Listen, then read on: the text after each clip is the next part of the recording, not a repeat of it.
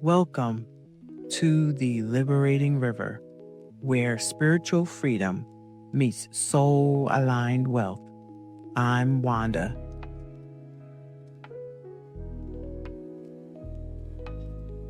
So let's go back to the man in the flood story. Because at first,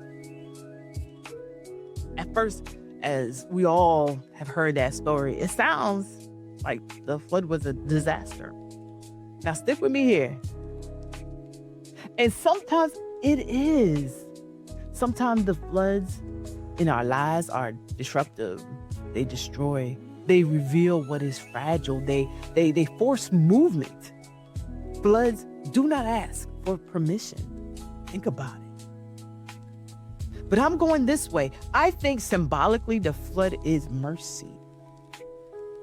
Sometimes the flood ushers in movement. Sometimes the flood is the thing that makes it impossible to stay where you were never meant to remain. Sometimes the flood rises because your old foundation can no longer hold your future.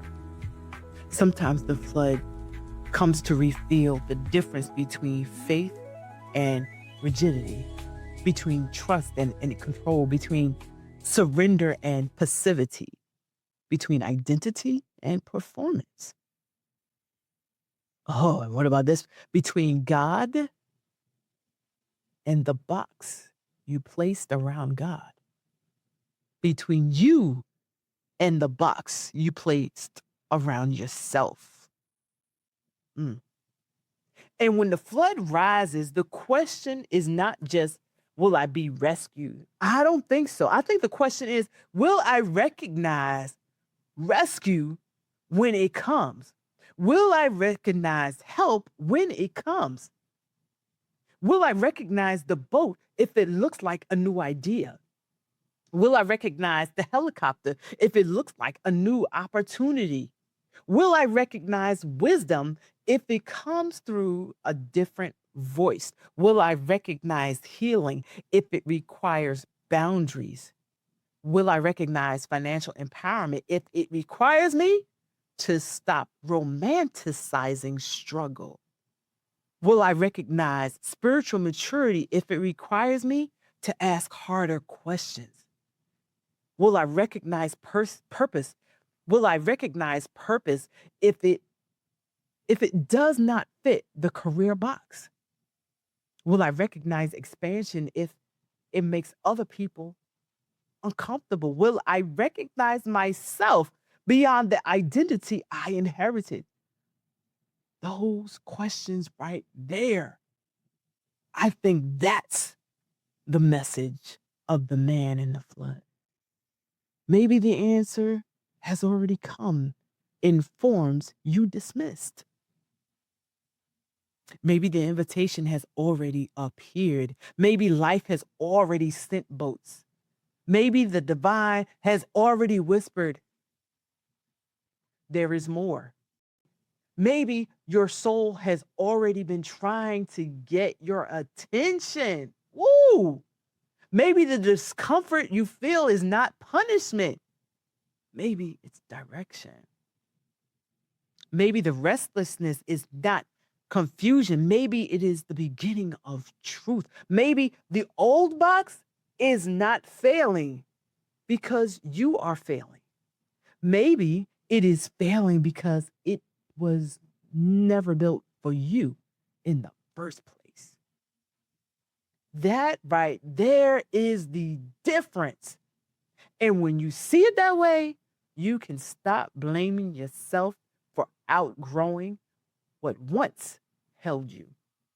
You can stop calling expansion ungrateful. You can stop calling honesty rebellion or being rebellious. You can stop calling your desire selfish. You can stop calling visibility being prideful. You can stop calling wealth unspiritual.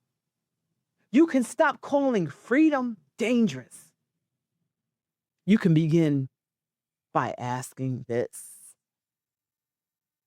is what if this is my boat?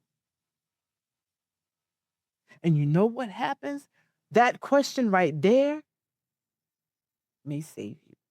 The box or boxes you never chose may have shaped you.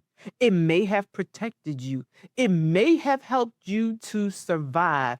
But what I want you to know is this: that box is actually a springboard, not the final definition and destination of your life. You are allowed to examine what you inherited.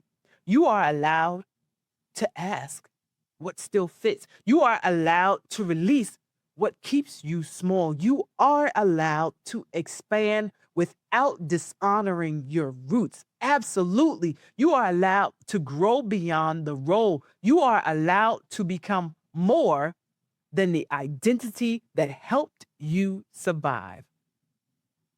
And when the boats come, when the helicopter appears, may you have the courage to recognize the help in front of you.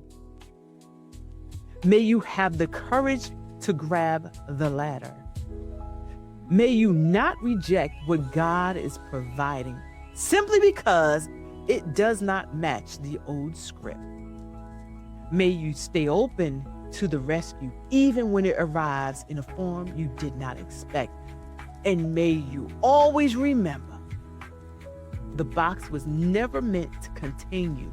It was meant to become your springboard. Until next time, keep flowing in freedom.